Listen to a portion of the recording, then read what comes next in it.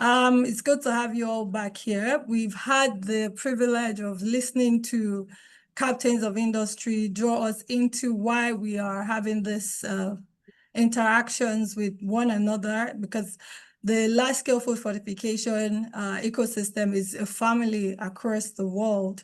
And in West Africa, as we listen to, I think, Dr. Francis share with us the distribution of mandatory fortification and across different food vehicles in West Africa over the years. The earliest or the pioneering countries were like Nigeria, Ghana, Cote d'Ivoire.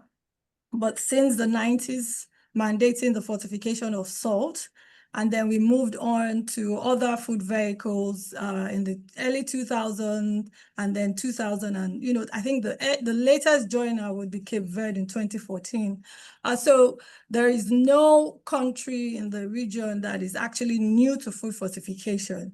So again, I'd like to welcome captains of industry, enthusiasts of large-scale food fortification, advocates, practitioners alike to this session where we will be interacting with the private sector producers. As earlier, highlighted, we all know indeed that large-scale food fortification is a proven cost-effective strategy to reduce micronutrient deficiencies in populations. And of course, there's a lot of data that, provides evidence of the outcomes, the impact of, adequate fortification. There's one thing to fortify or to legislate the industry or mandate the industry to fortify. There's another for the industry to understand what they're meant to do, their responsibilities in interpreting the standards, in investing in capital, in people and other resources to deliver adequately fortified foods of high quality that are safe and nutritious for the population. And when it is rightly done, based on evidence as well, recent studies, show that LSSF has reduced anemia by up to 34%, goiter by up to 74%, and neural tube defects by 41%. And this helps to protect nearly 3 million children annually from vitamin A deficiencies. So it does demonstrate that it has significant health impact in resource-limited settings. I always like to use an analogy, like in Nigeria at the moment, an apple, I'm sure you all know, or you've all heard that saying that an apple a day keeps the doctor away. That apple that can keep the doctor away currently costs 700 naira. In a country where over 63% of the population are living in multidimensional poverty. So it seems like a simple solution, right? However, it is critical that these food vehicles that are readily available to millions of people deliver the right micronutrients that are life-saving, that have both public health, but as well as economic impact on nations. And yes, I think it is worth to note that despite the significant investments by the industry implementing fortification and delivery of these staples, there are certain situations beyond the control of the industry, sometimes even the government, that undermine all of these issues or all of these resources and efforts.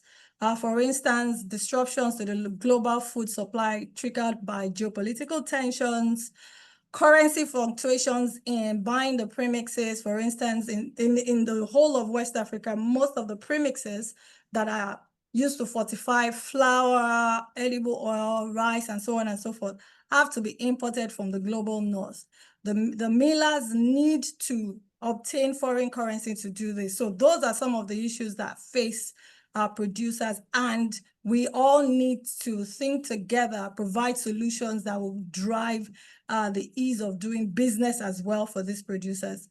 But at the same time, while there are challenges that undermine this industry efforts, we must also recognize the efforts of champion millers across the region that are working assiduously to make sure that they put in the right premixes, they train their people to know what to do, to troubleshoot where there's need, and to source correctly for high quality premixes. And we've also learned from the keynote addresses of innovations such as the micronutrient deficiencies that the industry keyed into in Nigeria and Kenya for now to voluntarily checkmate themselves even before the policing by the government.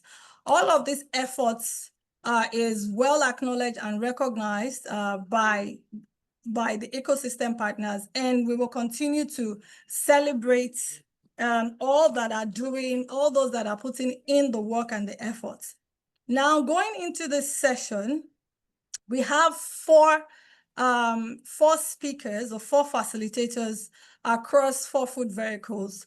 The first room that you can join is facilitated by Mr. Kofi Dalunugbo, who is an agri-food expert and will be leading the edible oil breakout room. That's room 1. He is currently a doctoral student in biochemistry at the University of Kara and holds a master's degree in microbial and cellular biotechnology, as well as an engineering diploma in agri-foods industries. He has over 15 years of experience across various roles in several countries in the region and in several companies, of course. And of course, his expertise covers ISO 9001, 22000, 17025 standards, as well as HACCP and halal and kosher norms. He also works in academia as a trainer at the University of Lome and the University of Kara, where he teaches quality tools and fat technology, amongst other subjects. So we definitely would have a lot to learn about the opportunities, the challenges, the innovations in the edible oil industry across the region, and how food fortification is being implemented in that industry in Breakout Room 1. For Breakout Room 2, we'll be interacting with a formidable woman in the sector by name Jessica Nwogu. Jessica is an accomplished chemist, a business leader, and a quality management expert with extensive experience in food manufacturing industry. She currently serves as the quality control manager at the Flour Mills of Nigeria PLC, where she oversees quality assurance and food safety across multiple production sites. She's also a technical committee lead on quality-related issues with the Flour Millers Association of Nigeria and a pioneer member of the Millers for Nutrition Initiative. So she's wearing several hats, and she's a woman after my heart, because in this ecosystem, we have very few women, but she's one of those that are, help us to champion women representation in large-scale food fortification. You will be learning a whole lot also about the evolution of wheat flour fortification in the region and in Nigeria, and some of the strides that Flour Mills of Nigeria has been championing to make sure that consumers have access to highly fortified, nutritious foods.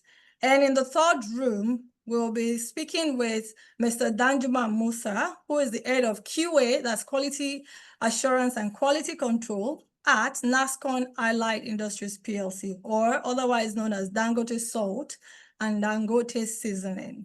He has a master's in industrial chemistry and a PGD, postgraduate diploma in material science, with over 20 years experience in the food industry. Mr. Danjuma Musa will, of course, also present to his audience some of the innovations in salt iodization and evolving fortification of bouillon cubes. While in the fourth room, if you so choose to join, you will have the opportunity to engage and interact with Mr. Ramesh Muchikal, who is the CEO of Africa Improved Foods in Kigali. Mr. Ramesh is a seasoned global leader with over 30 years of expertise in financial and operational leadership, specializing in agri and food sectors across developing and frontier markets. He's renowned for his thought leadership in Africa and excels in high-level corporate and policy relationships. In his role as the CEO of Africa Foods by BV Kigali, he will take us through what the experience of fortifying other foods outside the common staples. What does that look like? Do they have a better enabling environment? How do they market? What are those issues around sustainability and governance in that area of fortification? We're all used to mandatory fortification, but in my former life also, I used to work in the voluntary fortification space. So there's definitely lessons to be learned from Mr. Ramesh Muchako. So I would encourage us now, if the break rooms are now open, can you confirm that, Christia? To please join the room of interest. Room 1 for edible oil, room 2 to learn about cereal flour milling and fortification, room 3 for salt iodization and other condiments such as bouillon and sugar, and room 4 for partnership success in fortifying commodities in Africa. You are allowed to join a breakout room. You will see on the bottom tray of your screen where you would have your audio, video, participants, and so on and so forth. You would be able to join a room of your choice, depending on your industry of interest. And after listening to the presentations by the facilitators in that room and asking your questions, getting in your comments and getting the interaction you want, you are also able to leave and join additional rooms. In 30 minutes time, you'll be pulled back for the plenary sessions, and then we will be here to welcome you and learn everything interesting that you were able to garner from the rooms that you choose.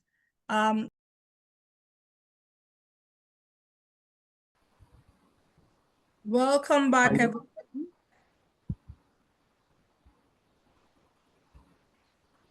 I hope you were all able to join one room or the other, and that the discussions were very engaging and interactive and very insightful for you. If you were not able to join, an alternative room, we would have the next, I think, 30 minutes to share the lessons or insights or perspectives from the rooms we were able to join, but also if there were pending questions that you were not, or comments or perspective that you were not able to share earlier, we will have the opportunity to hear from you and then go around the room. So I will like to start with breakout room lead 1, Mr. Kofi Dadunubo. Please, in your breakout room, can you share with us, what some of the comments, one thing or two things that, or a perspective that really jumped out from the interaction after your presentation?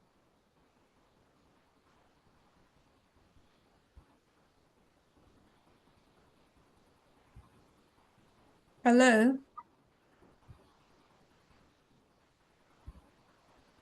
Danubo, vous êtes là? Okay. Well, he was probably navigating the virtual traffic. We'll move ahead and I will pass that same question now to room 2. Jessica, I was able to join briefly, but I couldn't stay too long because I was hopping from one room to the other. But it seems there was some interesting perspective that was moving around the room around marketing. Who is responsible for the marketing and the branding and consumer awareness and education, or the drive basically, to increase demand for fortified cereal flour? But then it doesn't have to be cereal. We can just, on the broad base, there was one part of the room felt or had the perspective that it's a responsibility of the government or should be heavily government driven. And there was a different perspective that it should be private sector driven or a combination of both. So how did that conversation, how did it progress in the room? And then after your comment, if we have additional insights from the bigger room now that we're all together, it would be nice to actually deep dive a bit into this pertinent issue around who is responsible for driving consumer demand of fortified foods. Over to you, Jessica. We did not conclude. We had a different faction. One faction still insisted the government should drive it. Another function told us that we have a success story from Gambia, where the government, together with the private sector, drove it, and it was a successful one. And that we should look at that success story and see how we can implement it also in our country. So we did not agree. Nothing was agreed on. Okay, so we're at an impasse. So I'm glad we have a larger room now. And well, if you recall, I don't know who shared the Gambia case study. Please, can you point out the person so that they can share that experience and we can all learn from it? How the private sector drive consumer demand of fortified foods in Gambia? Sorry, please. I don't know his name. Who shared the Gambian story with us? Are you here, please? You can unmute and share with us, please. Yes, I am. Okay, please share with us. I am. Once again, sorry, I had a problem with my connection. I'm Mohamed Fofana. I am the head of the product certification department at the Sierra Leone Standards Bureau. And again, I used to be the head, I've headed the food laboratories at the Sierra Leone Standards Bureau. So I would want to reiterate again that we had a workshop here in Sierra Leone organized by CRS, wherein the CRS, as you know, they are a big part of this food fortification issue in West Africa, particularly, wherein there was somebody who worked with the Gambia National Food Fortification Alliance, and they had to use the vice president's office. I repeat, they had to use the vice president's office together with the food industries. And then they were able to launch this thing. The awareness now is in Gambia about food fortification. So that is why I decided to share this with you, because they were with us, and then they also shared this thing, and it was confirmed that, yes, it is working in the Gambia. So that is what I wanted to share. Thank you. All right, thank you very much, Mr. Mohammed. Still staying on it a little bit. Can you be a little bit specific on how that collaboration worked? Which media, what platforms, what models were used to actually communicate the benefits of fortified foods to the consumers? We understand that it was done by the VP's office in collaboration with the private producers themselves, but how did they, go about doing that? Thank you very much. What I want you to do, and I believe also, is that this program itself that we are maybe talking about, CRS has something to do with it, isn't it? Fine. Okay. So if I just share this, if you want to get the details about really what happened, there was something like a Kofi, who is also involved in this. He works for this, I think, this Catholic Relief Services, something like that. If you want to know the details, all I can tell you is just contact this Catholic Relief Services. They can give you these details, because they are the ones that conducted the whole thing. So they shared it with us. So I have also shared. But if you want to get the details, what the nitty-gritties, what happened, what were the dynamics, I think they will be able to explain that. Just contact them. They know the story, and they will help to do that. Thank you. Thank you, Mr. Mohammed. Okay, please drop your comments or questions in the chat, or raise up your hand as we I think there are hands raised. Okay, all right, please. Could you help me with that, Vitalis? Vitalis' hand is raised because I'm sure he wanted to comment on the Gambia scenario. Okay. Please go ahead, Vitalis. My hand is also up. Okay, all right. So in order, we have Vitalis, and then we have Dr. Augustine. Or Vitalis, were you just informing us of the fact that there are hands? No. I wanted to come in to reinforce what Mr. Fofana said. Yes, Vitalis Chofo. I was the technical advisor for communication and social marketing for the CRS large-scale food fortification project. And we actually did some work in the Gambia with the National Nutrition Agency. It's important to note that the work we did in the Gambia was complementing the work that WFP had initiated in the Gambia on food fortification, and that we came in to strongly support. And effectively, there's been a very strong collaboration between the government and the private sector and the civil society in the Gambia when it comes to food fortification, and most especially when it comes to developing social and behavioral change communication around food fortification. And so the model in the Gambia strongly depended on the Gambia National Fortification Alliance, with the strong leadership of the National Nutrition Agency, who is in charge of everything concerning nutrition in the country. And through this strong collaboration between the National Nutrition Agency, the civil society, development partners, and even the industry, several communication tools, or I think it even started right from the development of food fortification strategy, within which they had a social and behavioral change strategy for food communication.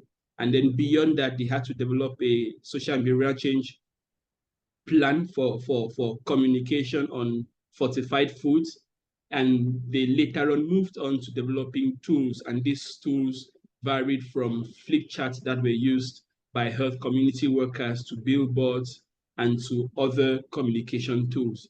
And the approach was very impressive, because during the development of these tools, the National Nutrition Agency and the National Fortification Alliance actually involved all the partners. The industries were invited and they were called to bring in their communication experts. The civil society was invited. All the development partners, including WFP and UNICEF, were all invited.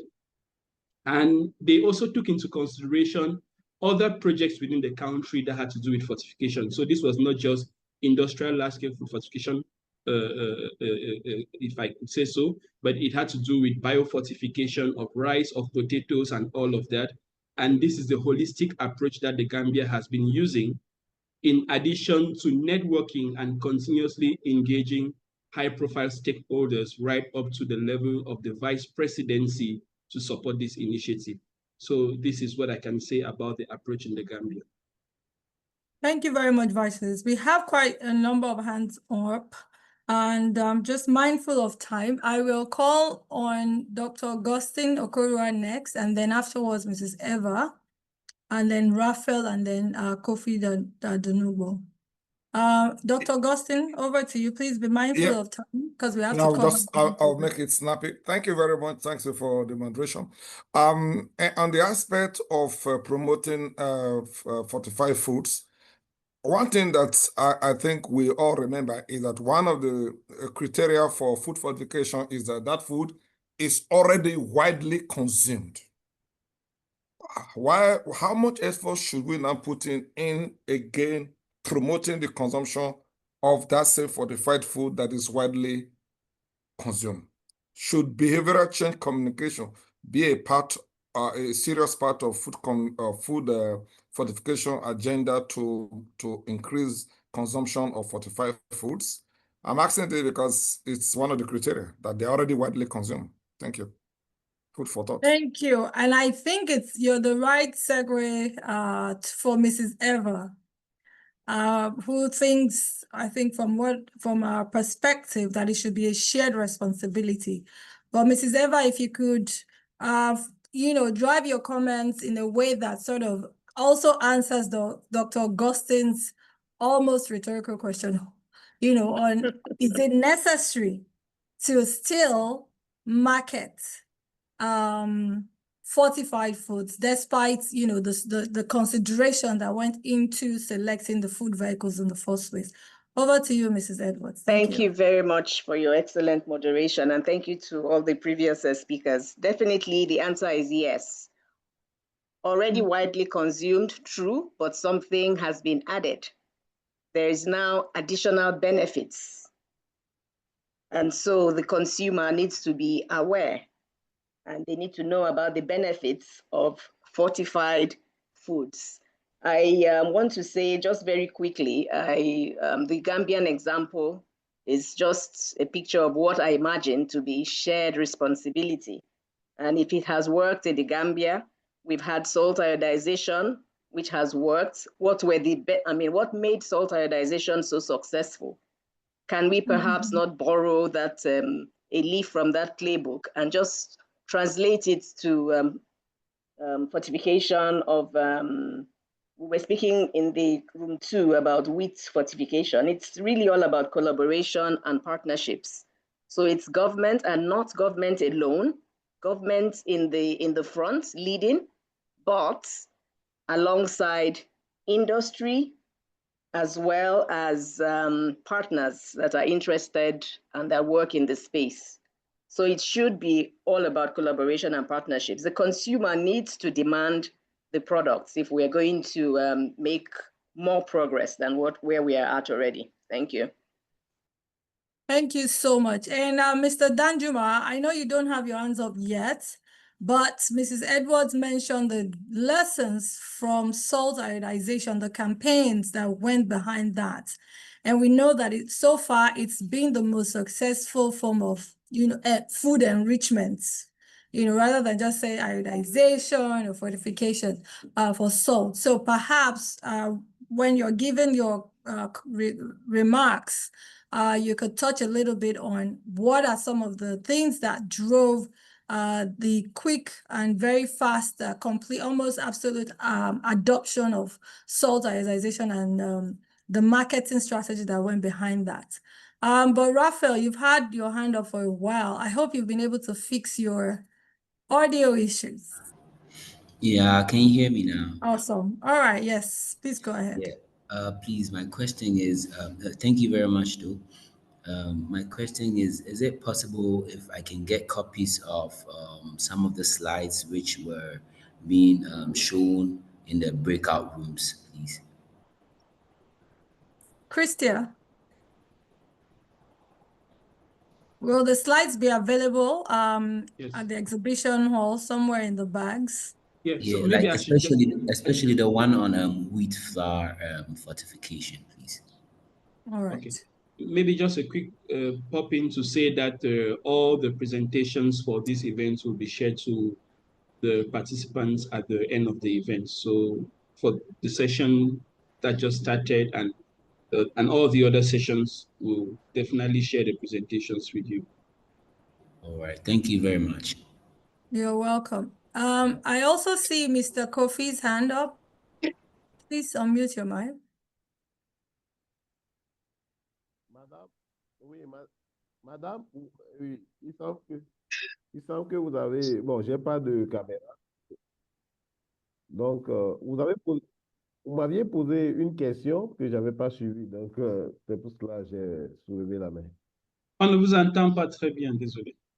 Oui, et madame avait posé une question, il m'avait posé une question que j'avais pas bien suivi parce que le volume était très bas. Donc, c'est pour cela que je reviens.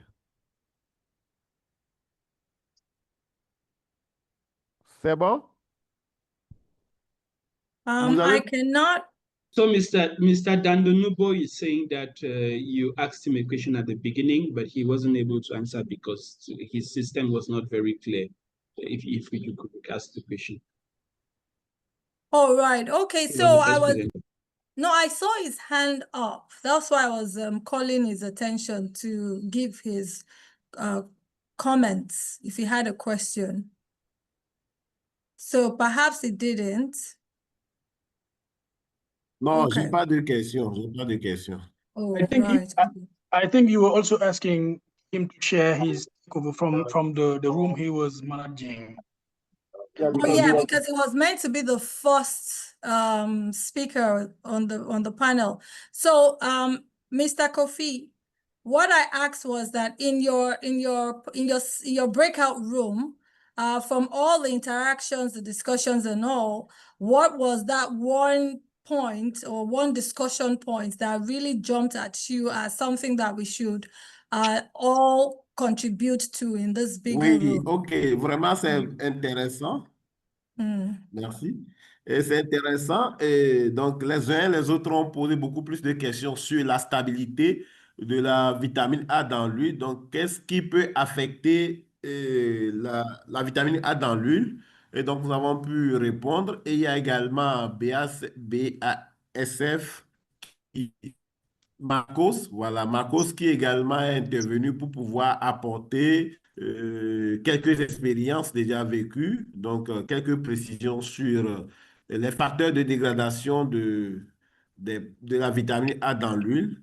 Et donc voilà à peu près. Et nous avons également discuté sur la question de la qualité de la vitamine A même. Il ne suffit pas de dire nous avons le prémisse ou bien le palmitate de vitamine A, mais il y a aussi une question sur la qualité et comment déterminer réellement la qualité pour s'assurer vraiment que nous avons un produit assez stable qui puisse un peu durer dans le temps pour ne pas se perdre. Parce qu'il ne suffit pas d'avoir le bidon de vitamine palmitate de vitamine A, mais il faut s'assurer également qu'il y a la vitamine A dedans et de façon stable sur une bonne durée afin de pouvoir l'utiliser. Donc, il y a également l'autre point, nous avons discuté sur la disponibilité vraiment des huiles enrichies sur le marché. Donc, nous avons essayé de présenter quelques bidons ou bien quelques conditionnements des produits enrichis par les structures membres de l'AIFO-CEDEAO. Et donc, il était question de s'assurer réellement que si ces huiles sont disponibles sur le marché.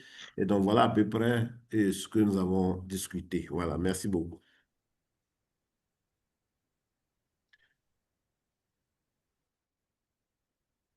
Ayo, have the floor. All right, thank you. The quality and stability of vitamin A, I mean, I think especially stability of fortified oil over multiple usage, I think it's a recurring question. And I know the BASFs, the DSM Feminist of this world, have carried out a lot of research and experiments to actually determine the availability or the retention of vitamin A in fortified oil over time under different conditions of use and storage and packaging. And such materials, if not already within the exhibition booth of vitamin A palmitate providers, I think it's something that will be very worthwhile to make sure that we have, because as a field officer myself, these are it ranks top 5 in the frequently asked questions of food fortification. Consumers are consistently asking, like, okay, I'm buying fortified oil, but I'm going to use it to fry plantain and potatoes and cook and so on and so forth. What is the possibility or that I'm still going to be able to get any form of active vitamin in my blood system? So these are very important questions and also serves as consumer awareness. So it's not all about the adverts or the newspaper publications and all of that, but information on labels, on sites, consumer information, wherever they can get this access to, consents to, is all part of marketing and information. So I know Marco was on that call and he must have done some justice to that question, but I have only 8 minutes. Marco, if you want to say so, respond to that, that would be great. But if you're not ready at this moment, I would like to get the comments from room 3. That's Mr. Danjuma Musa. What was that most interesting point that was raised, or discussion point, in the salt, I'll call it the salt bouillon room? That's the spicy room. What was the major spice in the salt room? What was the major perspective? Absolutely. Let's look at the major spice. Why is the fortification of salt the most successful? Great. That's the question.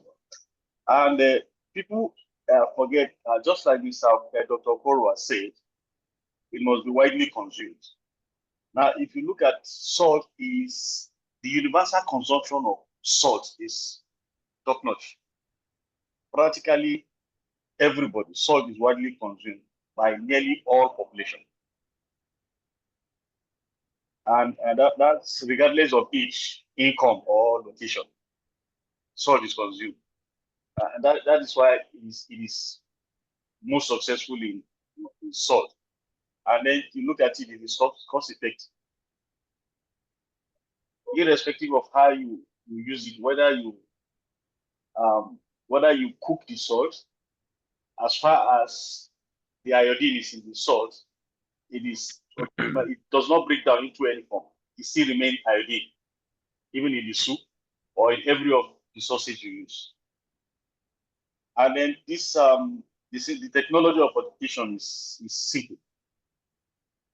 And then there's this regulatory support and international backing. You know, many governments have passed a mandatory law, made it mandatory for salt to be iodized. So it's a law. And that is why it is successful. As for other medium, you know, it's not everybody that can afford vegetable oil. It's not everybody that can. I know some people don't even consume vegetable oil at all. It's for flour, it's not everybody that can even afford flour. So it is how we make the food chain accessible to all, very cheap. That's how we can get it successful. So I'm just giving a typical example for that of salt. And then for bouillon, we're also working on it. It's still under R&D level. For the bouillon cube, because some people don't use salt, but they use bouillon cube. So if you are using bouillon cubes, what is the guarantee that the micronutrient that you need is there? So this is something that we are still working on. And once we come up and we are done with the analysis and shelf life study, we will put it into practice. That's really interesting part that comes out in that paper session. All right, thank you. And last, of course, but not the least, Mr. Ramesh, what was that discussion point that kind of dominated the room? Can you please share some insights? Yeah, sure. We had a couple of interesting questions, but what I gleaned from the from the questions that were asked, the concern of the group was, if a PPP is the only way in which the malnutrition battle can be fought, how will we ensure that as we expand our footprint, we are able to get adequate interest from governments in terms of not just policy, but also in terms of their commitment through capital? So that was an interesting question. And if that is not possible, if the governments are not willing to participate in the PPP and be a part of this whole battle against malnutrition, do you have commercial products that you can market to the people who are struggling with malnutrition? So that was for me the most interesting conversation, because that truly is the challenge that we are trying to overcome as we expand our footprint. Very interesting indeed. I mean, even in Nigeria, in some of the conversations we have in the room, questions are being asked around other food vehicles that are widely consumed, but not necessarily quote unquote staples, right?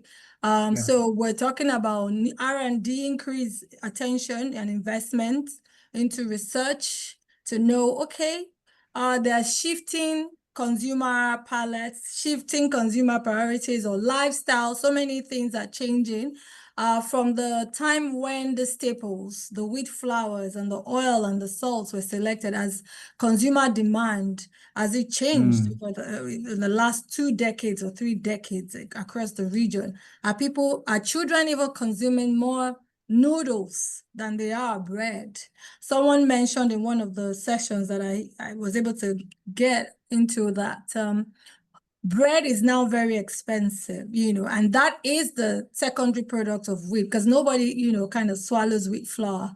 It's a primary product. You need to make it into bread or meat pie or the rest before it's consumed. So are there other food vehicles that the region should be considering that are widely consumed and, they will serve the purpose better of delivering micronutrients, especially to children who are one of the most vulnerable groups of concern? The session is rounding up in a minute, so I think I want to first of all thank everybody, particularly the facilitators of each of the breakout sessions. We cannot talk about this journey in 1 hour. It's a journey of, in West Africa, it's about 30 years old, and in other parts of the world, up to 80, 100 years. So it will take more than an hour of discussions to go over all the issues, the challenges, but of course, the innovations and the great work each and every one of us is doing in our own ecosystem. So appreciation goes to you all for giving us your time, preparing the slides and sharing your insights with the house. Thank you so much for that. The insights were really useful. We have a number of notes. Definitely, we need to talk about the consumer awareness. We need to learn from the likes of Gambia, but then also chart other innovative pathways whereby we can actually teach consumers on the best purchase, value for money. What should they be looking at on the shelves? What should they be buying? Which brands? And for those brands that are doing the right thing, that are being recognized, how do we even make sure that the consumers are aware of this champion and their brand so that they serve as an incentive to do better and to do sustain great behaviors? Of course, there's a lot to learn from salt iodization. The parameters for choice are the same, such as reach, bioavailability of micronutrients, and regulatory frameworks and governance. All of that is, I think, cuts across all the selected food vehicles. But what was unique, what made salt iodization still the most successful fortification? There's room for more discussions around that at other times and opportunities that we'll have. And of course, issues around the stability of these micronutrients as well as their bioavailability once they've been subjected to so much distribution and preparation forces. So how do we make sure that the consumers are the ones really benefiting at the end of the day? But of course, most importantly, how do we continue to support the private sector to deliver the public good without economic loss? Thank you, everyone. I hope this session created an opportunity for you to understand an issue or provided clarity for you on some of the things that you've always wondered about, but also relearned certain things or just got reminded of and validated what you already know about large-scale food fortification. Please continue to interact with the system, continue to go around the exhibition booth, network, and join the other sessions. We have another session today on premix and other suppliers, micronutrient premix production and quality utilization. There's a lot still to learn today and to interact with. So please do not leave your system. Grab your coffee, another snack, a candy, and please join the next session. Thank you all very much. Have a great rest of the day. Bye for now.